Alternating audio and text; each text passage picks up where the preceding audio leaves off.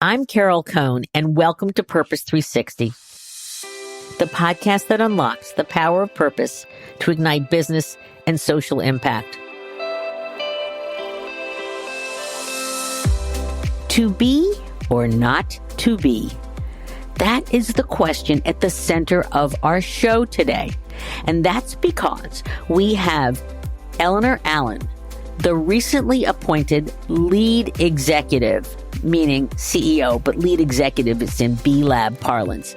She has taken the reins from the founders of B Lab, and she is now the second generation that's going to help continue to evolve the incredible B Corp movement.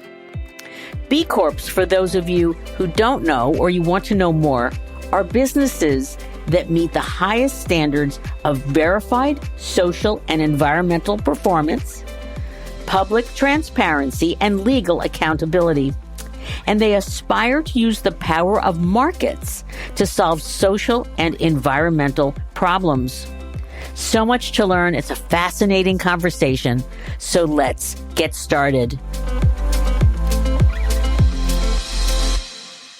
So welcome to the show, Eleanor. Thank you, Carol. Happy to be here. I just want to talk a little about my excitement for having her on the show. As our listeners know, I was one of the early pioneers in the field of business for good. And in that network was Ben and Jerry's and Anita Roddick, and I used to hang out with those guys.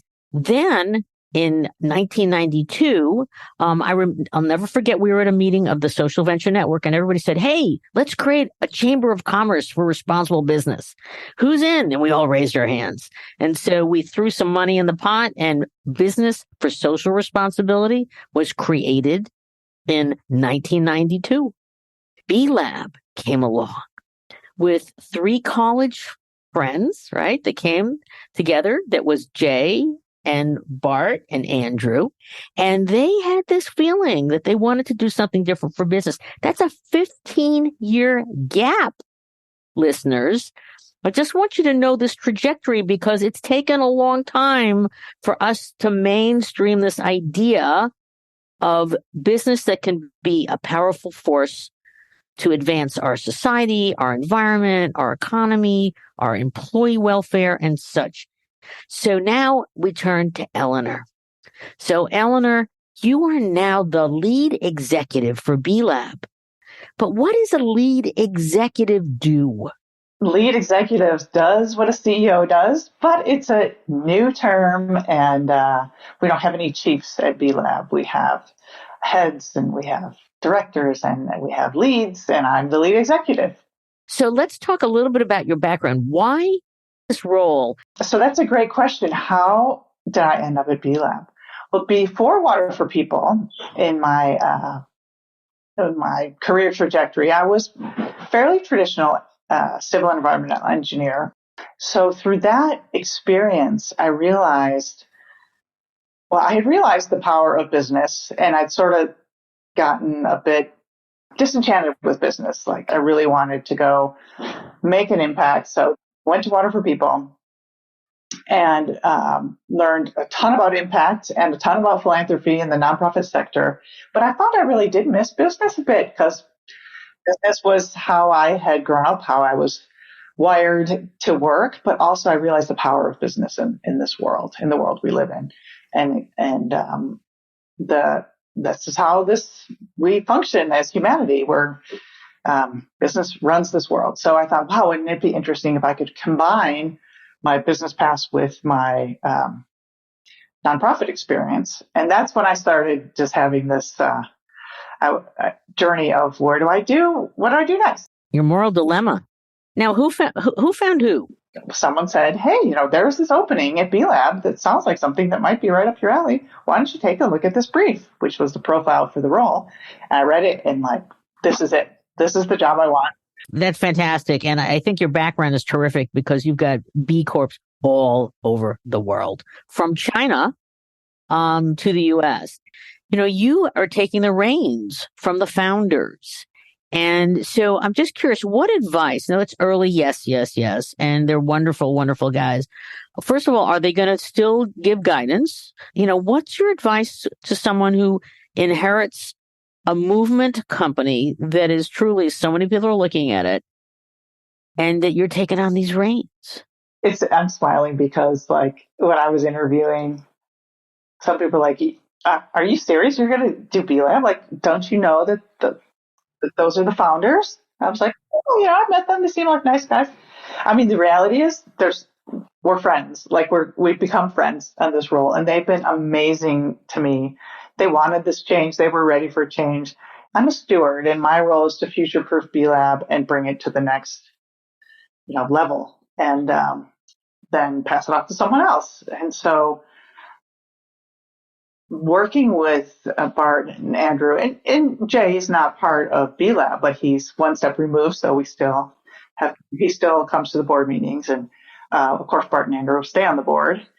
I think for me, it's continuing to have the relationship we have, learning, being able to ask questions.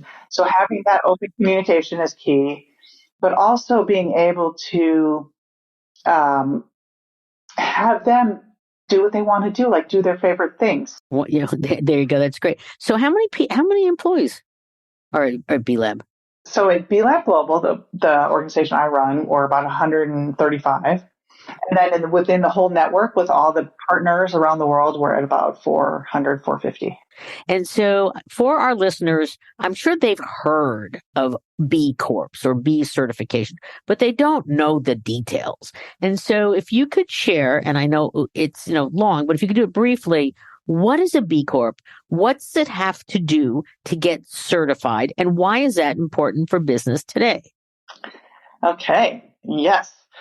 And these are companies that have voluntarily gone through this process because they meet and achieved enough points through the process. They meet the high standards, and these are our standards are focused on business performance overall, but specifically on social and environmental performance, on transparency of how you run your company, and your accountability of the company.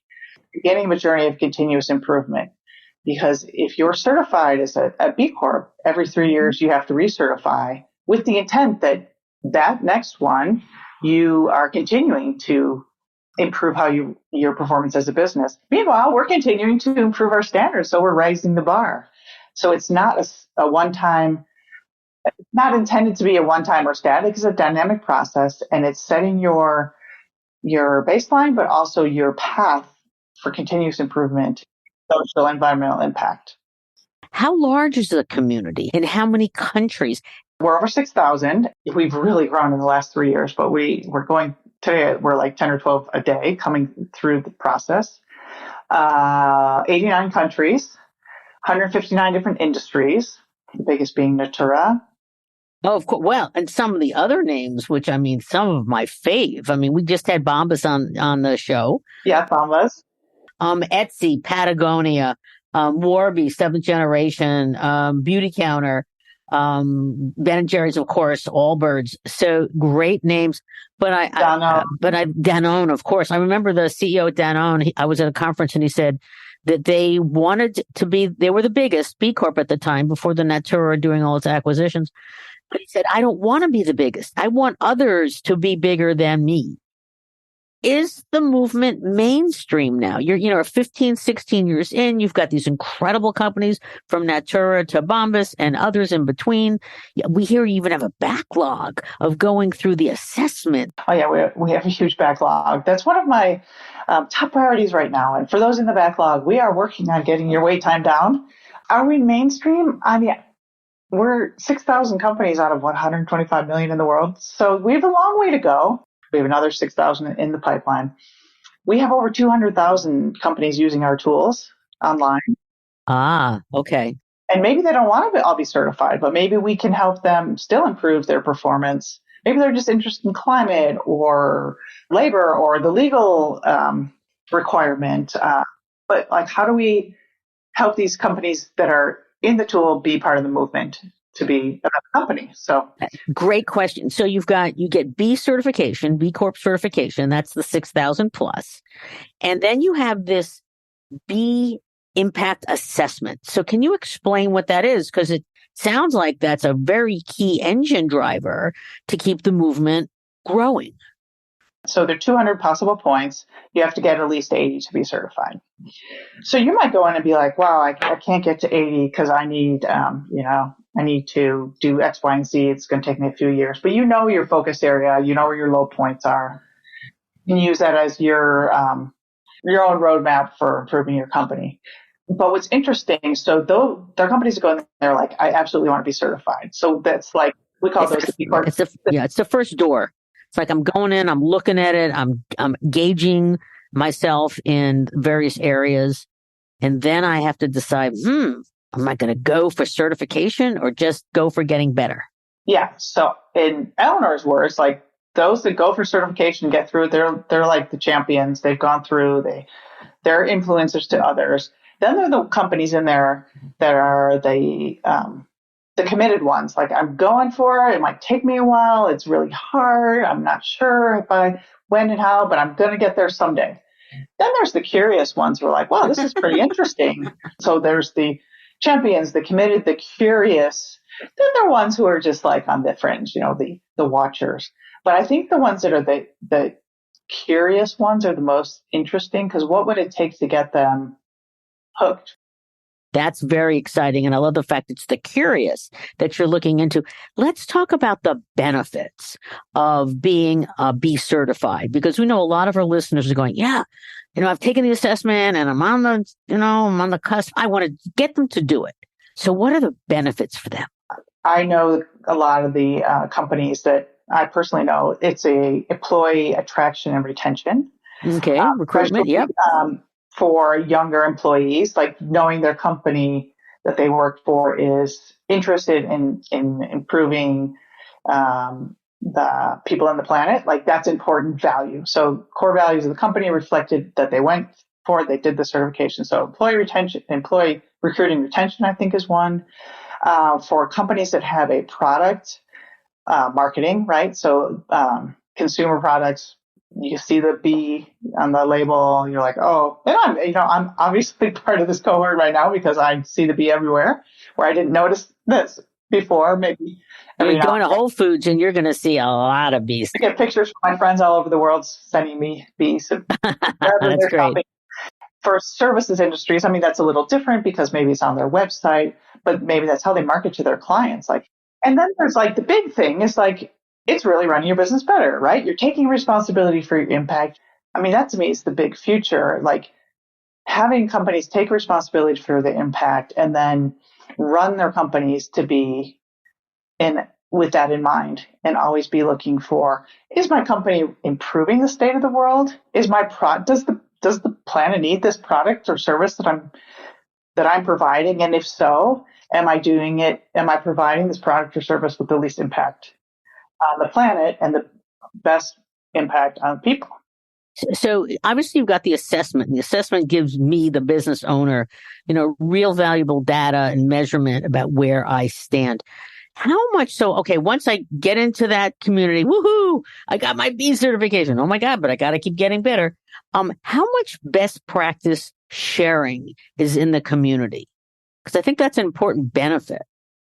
So part of it, this isn't necessarily explicit, but the expectation we want companies is not only be proud of that they're part of this community, but also influencing others and to change the way they run their businesses and change the way they think about the role of business in the world we live in.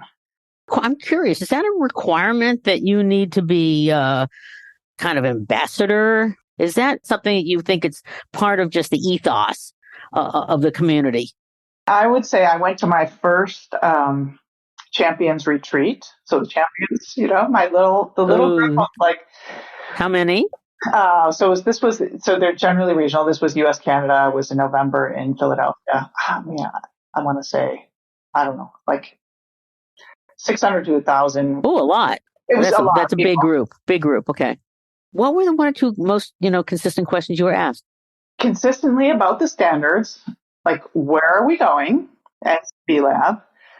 It's like this tension between being an inclusive and exclusive community. Like the ones that are in, don't want the riffraff coming in. The ones that are trying to come in want to get in, but want to make sure they can make it in. And so, like, what is actually changing in the standards was a common question, which we're in the evolution of the standards right now. But one thing we know we're leaning towards and that we had put out for public consultation is what we're calling performance requirements, basically prerequisites that you have to do certain things. I want to talk about and you can't have favorites because, no parent can say, I like this one better than another. You can't do that. But there must be some besides Patagonia, because everybody loves Patagonia. Everybody loves They're amazing. Are there one or two that really struck you, big or small? And there might be a little story that you can say, like, why did it really touch you? Oh, yeah. I mean, there's so many.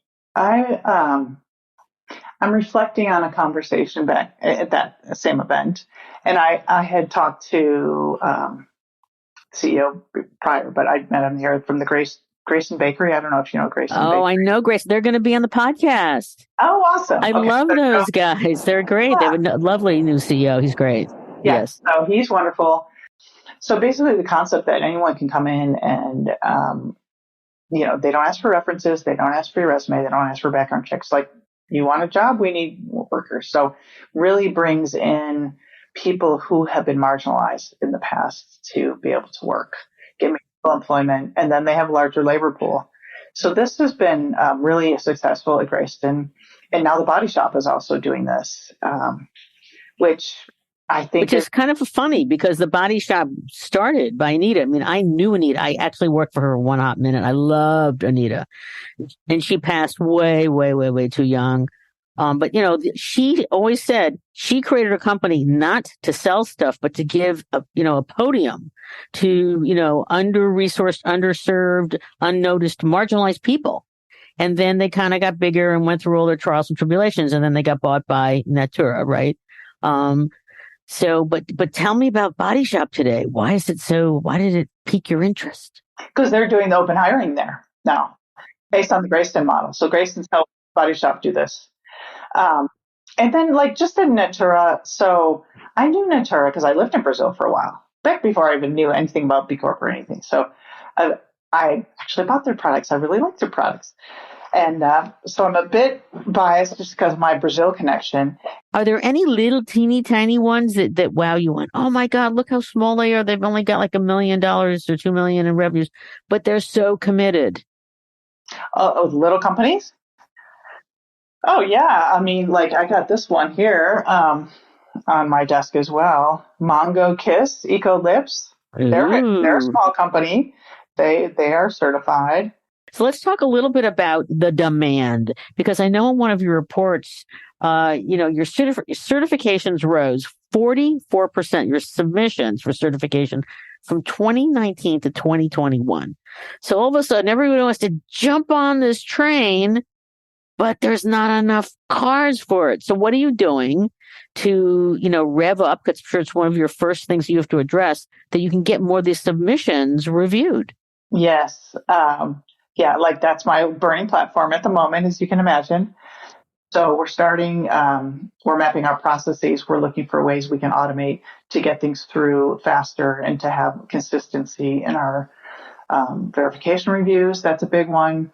We're looking also for technology because once you're certified, your data's there as part of the transparency of being a B Corp.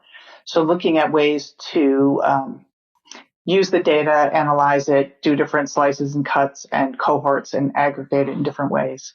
And then getting these new standards really integrated with the verification process as we roll them out. I'm curious, how long does it take? So if you're a medium-sized company and you're a product company, not a service, what's the range of time it takes where you decide, yes, I'm going to do it. I'm going to go through all this assessment and get an answer to the questions, et cetera. What's the time range? Well, right now our wait time's about 10 months. To even get into the process? Well, no, to get through the process. On your side, I mean, it's hard to answer because it depends how, but it can take, several weeks to get all the information put in. I mean, you're not working full time on this, but putting all these things and answering all the questions because you have to go look for data and proof that you did whatever you're saying you did. Sure. Okay. So All right. Super. it's not, I would say if you're going to embark on this journey, it's probably next year that you'd be certified. Okay. So you also said, so you went to this incredible conference and you talked to all your champions or whatever. And you said the question that they asked was like, are we too lenient or are we too tough? And so there was an article where 30 of your members, I guess if you call them members, your community, it was an open letter in Fast Company in June 2022. And it give the background about Nespresso and how it was approved, and because that's what caused, I think, a bit of the uproar. So, how are you dealing with this issue? Yeah, that was sort of the trigger. So that is the month I was hired, by the way. So I think welcome to our community. Yeah, week one when all this was, I was like, oh my gosh, what is happening here?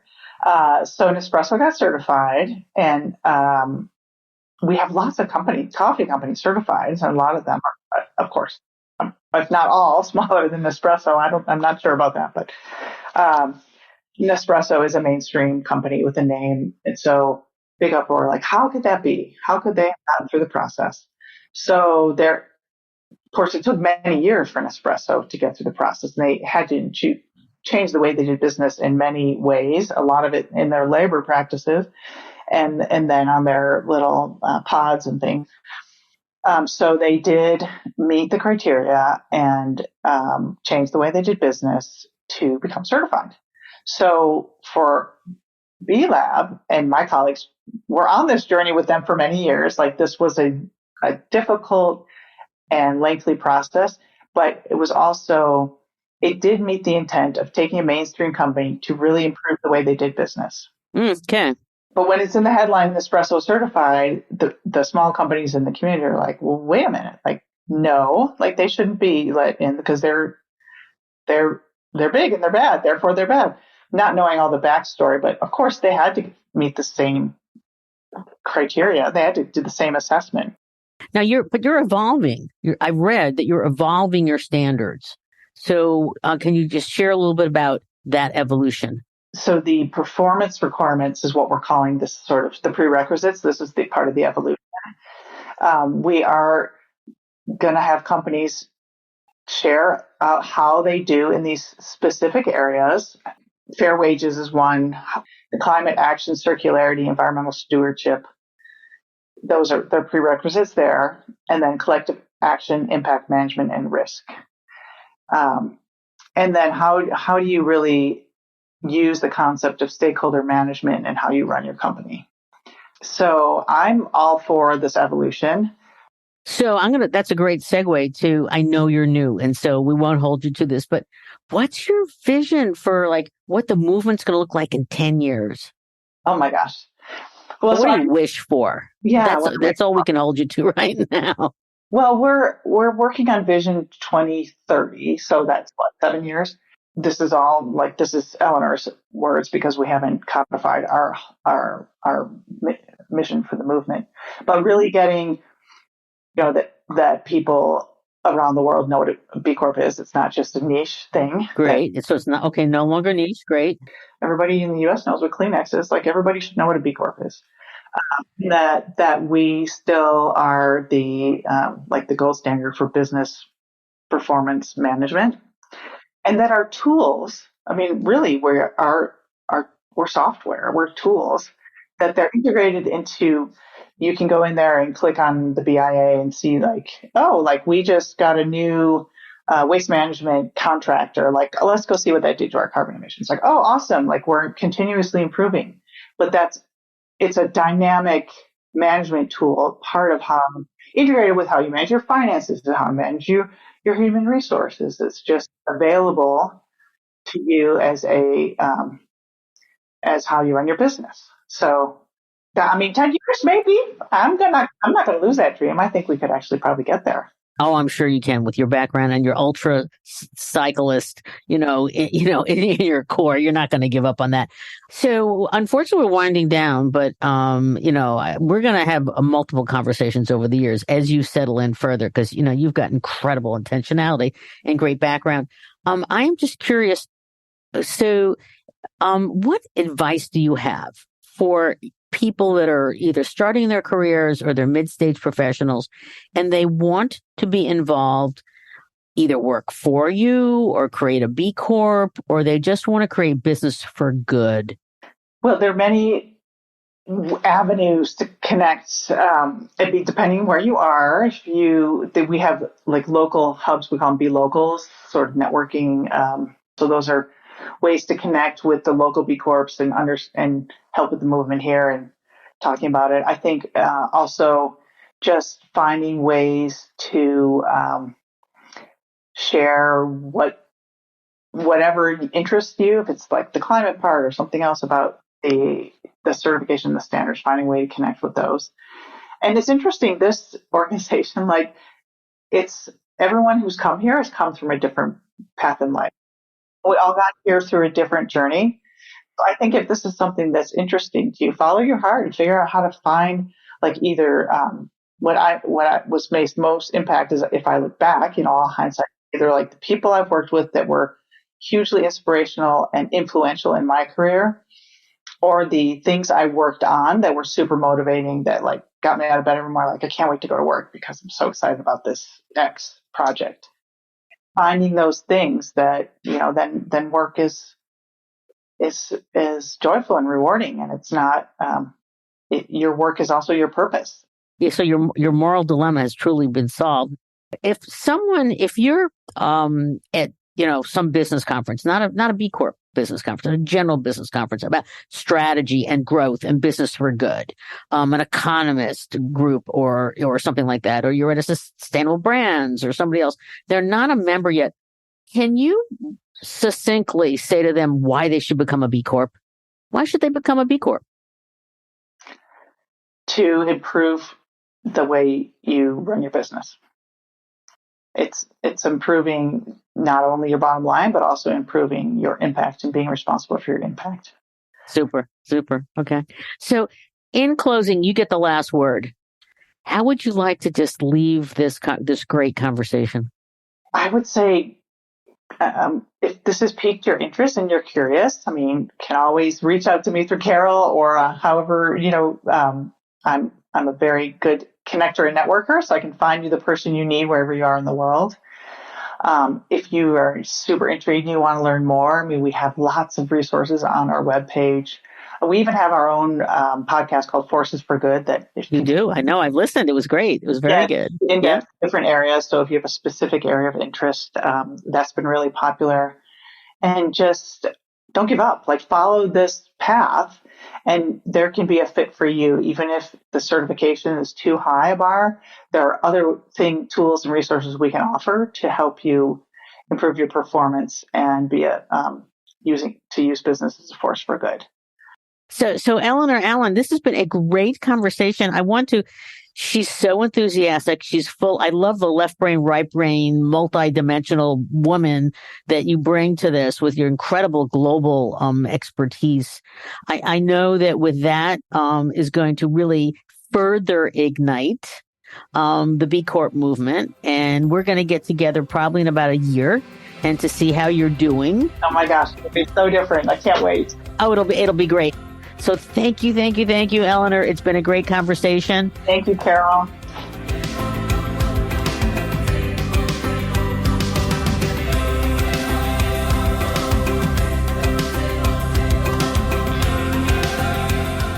This podcast was brought to you by some amazing people, and I'd love to thank them.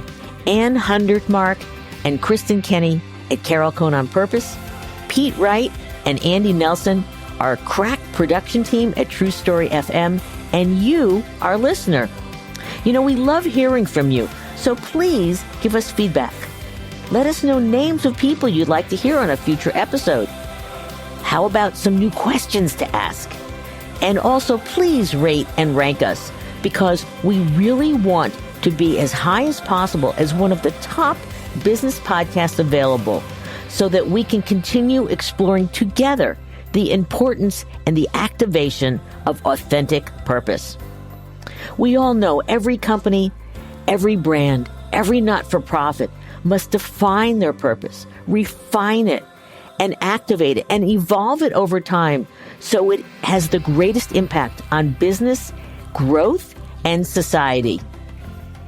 And by listening to these episodes and sharing them with your colleagues and talking about them, I want to inspire you to have an amazing answer to this question.